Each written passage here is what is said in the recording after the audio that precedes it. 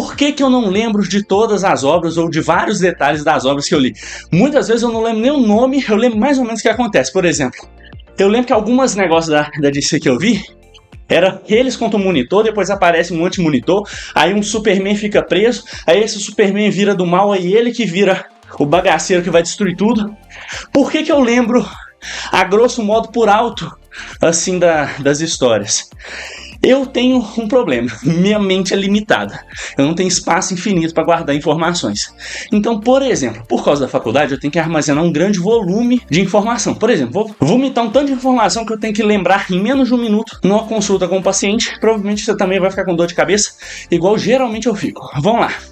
Eu pego um paciente que ele está com dermatite atópica, que é uma irritação na pele causada por uma alergia. Aí eu tenho que ver, por exemplo, a queixa dele é que a pressão dele está alta. Aí na hora que eu vejo, o paciente jovem não tem tanto motivo para ter aquela pressão alta. Na hora que eu vou ver, eu tenho que ver quais medicamentos ele tomaria para dermatite atópica. Geralmente, por exemplo, um levodopa, que é bloqueador de histamina, ou até Embastel. Então, bloqueadores de canais de receptores H1, que é o receptor estaminérgico. Quais efeitos colaterais? Provavelmente não daria aumento na pressão. Outra classe de medicamentos que ele poderia estar tomando para essa alergia são AINES. AINES é muito pouco provável, vai depender do nível de inflamação que ele está tendo, mas AINES são anti-inflamatórios não esteroidais, geralmente inibidores da ciclooxigenase 2 ou não específicos.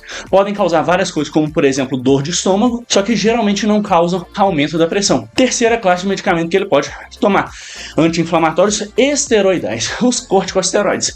Uma das classes mais comuns, prednisona, por exemplo. Se ele estiver tomando prednisona, eu tenho que lembrar que, em níveis suprafisiológicos, o cortisol, apesar de ser um glicocorticoide, ele tem afinidade pequena pelo receptor de mineralocorticoide da aldosterona no glomérulo renal. Então, em baixa quantidade, o rim consegue se proteger do efeito deletério do corticoide, produzindo uma enzima que chama 11-beta-hidroxisteroide desdorogenase tipo 1. Ela converte cortisol... Não, desculpa. 11-beta-hidroxisteroide desdorogenase tipo 2. Ela converte cortisol em cortisona, que é a forma menos ativa dele.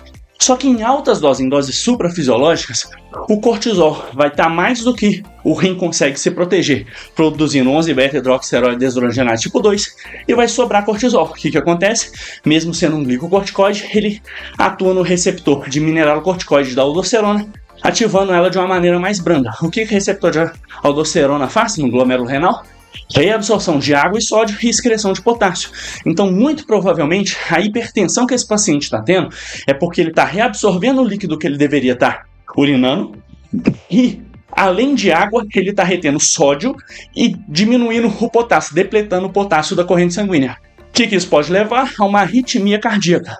Aí como é que eu posso corrigir isso sem interferir tanto com o tratamento? Eu posso, por exemplo, dar um diurético para ele, porque se ele está retendo por causa de um medicamento, eu posso dar um outro medicamento para fazer ele urinar aquele volume. Só que, se eu escolher um diurético de alça, por exemplo, uma furosemida para ele, não vai ser tão interessante, porque apesar da furosemida ser um diurético de alça e fazer ele colocar água para fora, junto com a água vai potássio, e não é interessante para esse paciente perder potássio, porque aumenta o risco de arritmia cardíaca. Então eu posso dar uma espironolactona para ele, que é um antagonista de receptor de mineralocorticoide, melhorando a pressão dele e fazendo ele poupar potássio. Isso tudo eu tenho que lembrar em menos de um minuto, na hora que eu tô fazendo a anamnese de um paciente. Aí, alguém me pergunta: nossa, você viu que em tal capítulo de tal saga, tal personagem fez? Não lembro, né?